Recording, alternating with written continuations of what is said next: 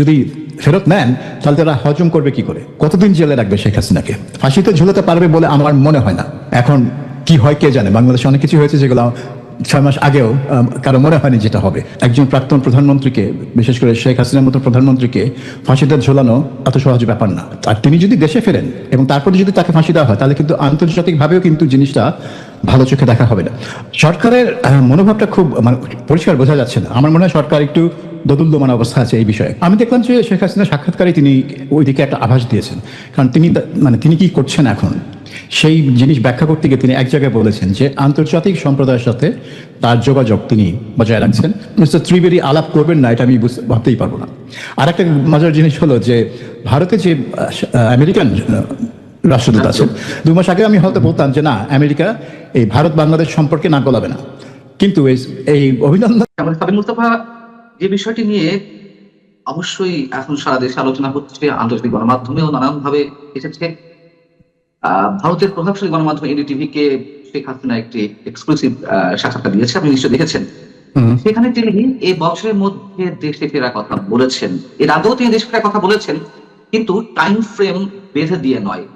আপনার কি মনে হয় যে আগে যতবার দেশে ফেরার কথা তিনি বলেছেন আর এবারকার তার যে ঘোষণা তার মধ্যে সিগনিফিকেন্টলি কোনো পার্থক্য রয়েছে? আমি পুরো ইন্টারভিউটা পড়ে, কারণ এটা তো একটা ইমেলের মাধ্যমে ইন্টারভিউটা হয়েছিল, সেই ইন্টারভিউটা পড়ে যেটা দেখলাম যে ওখানে 2টা লাইন আছে খুব গুরুত্বপূর্ণ। একটা আপনি যেটা বলছেন যে উনি বলছেন যে তিনি এই বছরেই দেশে ফিরবেন।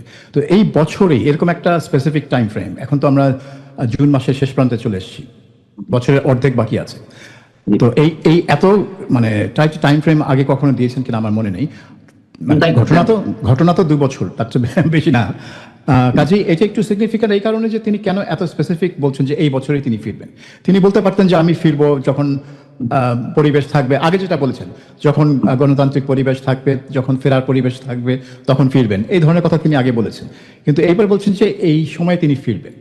আচ্ছা, দ্বিতীয় কথা যেটা বলেছেন সেটা হচ্ছে যে তিনি আহ্বান জানিয়েছেন বর্তমান সরকারের প্রতি যে আওয়ামী লীগের উপর যাতে নিষেধাজ্ঞা তুলে নেওয়া হয়, তাদের উপর আরোপ করা বিভিন্ন ভুয়া মামলা তুলে নেওয়া হয় এবং তাদের নেতাকর্মীদের যাতে স্বাধীনভাবে রাজনীতি করতে দেওয়া হয়। এটা না হলে তিনি বলছেন যে আওয়ামী লীগ অন্য পথ বেছে নেবে, যেটা একটু তিনি ব্যাখ্যা করেননি কি পথ বেছে নেবে, কিন্তু এটা এক ধরনের একটা অন্য পথ কি হতে পারে রাজনীতিতে। আপনি যদি প্রকাশ্যে গণতান্ত্রিক পথে, নিয়মতান্ত্রিক পথে রাজনীতি না করতে পারেন, তাহলে আপনার রাজনীতি করার অন্য পথটা কি, সেটা না হয় পরের কথা। কিন্তু তিনি যে ফিরবেন এই কথাটা বলার পেছনে একটা কারণ হতে পারে যে তিনি সিদ্ধান্ত নিয়েছেন যে তিনি বাংলাদেশে গিয়ে কারাবরণ করবেন। কারণ এখানে বাংলাদেশে ফিরে তিনি কারাগারে যাবেন না এইরকম পরিস্থিতি বাংলাদেশে নেই। এখন প্রশ্ন হচ্ছে যে আন্তর্জাতিক অপরাধ ট্রাইব্যুনালে তার বিরুদ্ধে যে মামলা হয়েছিল এবং যে মামলার রায় তাকে যে ফাঁসির আদেশ দেওয়া হয়েছে, সেই ফাঁসির আদেশ বিএনপি সরকার কার্যকর করবে কিনা, এটা একটা বড় প্রশ্ন। এখন তিনি নিশ্চয়ই ফাঁসিতে ঝোলার জন্য বাংলাদেশে ফিরবেন না, এটা কেউ করবে না। এটা তো একটা বোকামি হবে যদি কেউ মনে করে যে তিনি ফাঁসিতে ঝোলার জন্য আসছেন।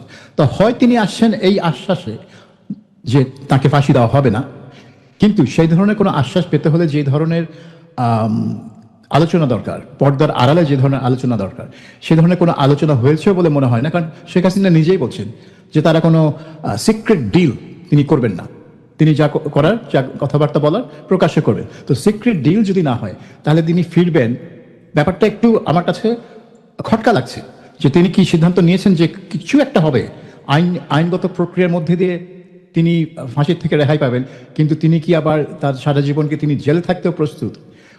অনেকগুলো ব্যাপার আছে, কিন্তু সবকিছু দেখে মনে হচ্ছে যে সবকিছু যদি আপনি চিন্তা ভাবনা করেন আর তার এই কথা যে আমি এই বছরই দেশে ফিরবো, সে দুটো মেলান, তাহলে মনে হচ্ছে যে তিনি সিদ্ধান্ত নিয়েছেন যে এই মুহূর্তে তাকে দেশে ফিরতেই হবে, এই বছরের মধ্যেই তাকে দেশে ফিরতেই হবে এবং তিনি সেটা করতে চান। সো ওই দিক থেকে আমি মনে করবো যে তার সিগনিফিক্যান্ট যে তিনি একটা সিদ্ধান্ত নিয়েছেন।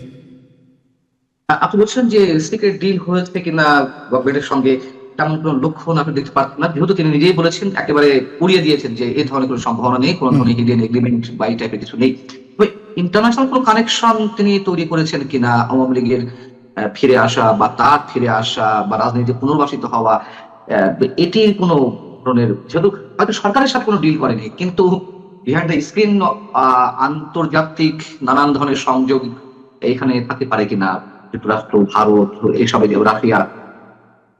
আমি দেখলাম যে শেখ হাসিনার সাক্ষাৎকারে তিনি ওইদিকে একটা আভাস দিয়েছেন, কারণ তিনি মানে তিনি কি করছেন এখন সেই জিনিস ব্যাখ্যা করতে গিয়ে তিনি এক জায়গায় বলেছেন যে আন্তর্জাতিক সম্প্রদায়ের সাথে তার যোগাযোগ তিনি বজায় রাখছেন এবং আন্তর্জাতিক সম্প্রদায়কে তিনি মানে বলতে পারেন লবি করছেন আওয়ামী লীগের পক্ষে, যে আওয়ামী লীগকে রাজনীতিতে ফিরতে দেওয়া উচিত, এই ধরনের একটা কাজ তিনি করছেন। তো এটা তিনি নিজেই বলেছেন সেই সাক্ষাৎকারে।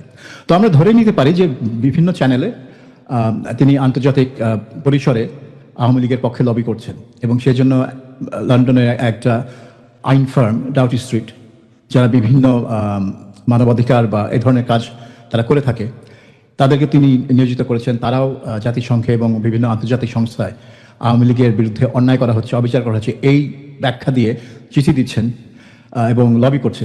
কাজেই আন্তর্জাতিক পরিসরে যে যোগাযোগ আছে তা নিয়ে কোনো সন্দেহ নেই।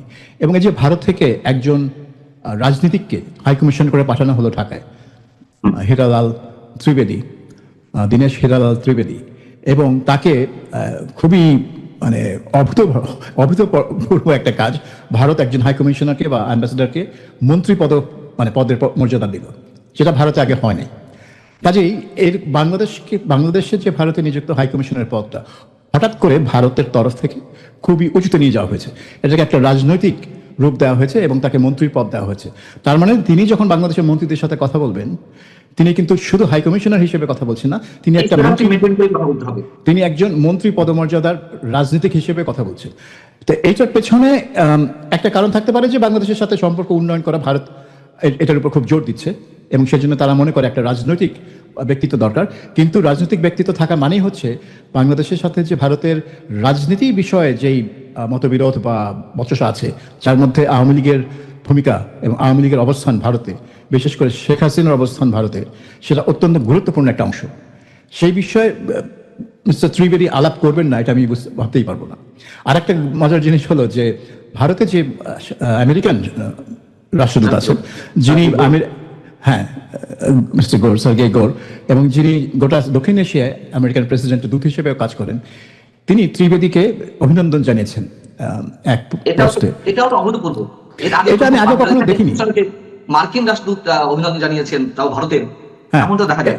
এটা আমি আগে কখনো দেখিনি যে এক দেশে নিযুক্ত রাষ্ট্রদূত যেই দেশে নিযুক্ত সেই দেশের অন্য দেশে নিযুক্ত রাষ্ট্রদূতকে অভিনন্দন জানাচ্ছে। এখানে অভিনন্দন জানানোর কি হলো? আনলেস তাদের মধ্যে যদি একটা পূর্ব সম্পর্ক না থাকে, যদি তাদের পরিচয় থাকে, তাদের যদি একটা ওয়ার্কিং রিলেশনশিপ থাকে, তাহলেই সে অভিনন্দন জানাবে। কারণ আমার ফ্রেন্ডকে আমি অভিনন্দন জানাচ্ছি, আমার একটা কলিগ বলতে পারেন অভিনন্দন জানাচ্ছি। তো এই আমেরিকান রাষ্ট্রদূত সার্গেই গোরের সাথে দীনেশ ত্রিবেদীর সম্পর্কটা কিরকম, এবং সেখানে যেহেতু দীনেশ ত্রিবেদী বাংলাদেশে নিযুক্ত ভারতীয় হাই কমিশনার, সেহেতু সার্গেই গোর কি বাংলাদেশ নিয়েও দীনেশ ত্রিবেদীর সাথে কাজ করবেন কিনা, সেটাও একটা বড় প্রশ্ন। কাজে এখানে আমেরিকার কোনো ভূমিকা আছে কিনা, বা মানে এটা হয়তো 2 মাস আগে উড়িয়ে দেওয়া যেত, কিন্তু এখন আমি উড়িয়ে দেবো না। 2 মাস আগে আমি হয়তো বলতাম যে না, আমেরিকা এই ভারত বাংলাদেশ সম্পর্কে নাক গলাবে না, কিন্তু এই অভিনন্দন দেখে মনে হলো যে এটা একটা নাক গলানোর মতোই একটা ব্যাপার। কিন্তু এটা ভালোভাবে না, মানে খারাপভাবে নাক গলানো না, একটা বন্ধুত্বপূর্ণ একটা নাক হিসেবে আমেরিকান আসছে। এখন এই নাক গলানোটা কতদূর যাবে এবং বাংলাদেশ সরকারের উপর সেটা কি ধরনের প্রভাব বা চাপ ফেলবে, সেটা বলার সময় আসেনি। কিন্তু সব দেখে মনে হচ্ছে যে শেখ হাসিনা সিদ্ধান্ত নিয়েছেন তিনি দেশে ফিরবেন। এখন বাংলাদেশ সরকার তাকে দেশে ঢুকতে দিবে কিনা, আর না ঢুকতে দিলে প্রশ্ন উঠবে যে বারবার তো বাংলাদেশ সরকার বলে যে আমরা শেখ হাসিনা কি ফেরত চাই, তাকে আসামির কাঠগড়াতে দাঁড়াতে হবে, তাকে বিচার ফেস করতে হবে। তাহলে সে যদি ফেরে, তাহলে তো তাকে বাধা দেওয়া উচিত না, তাকে নিয়ে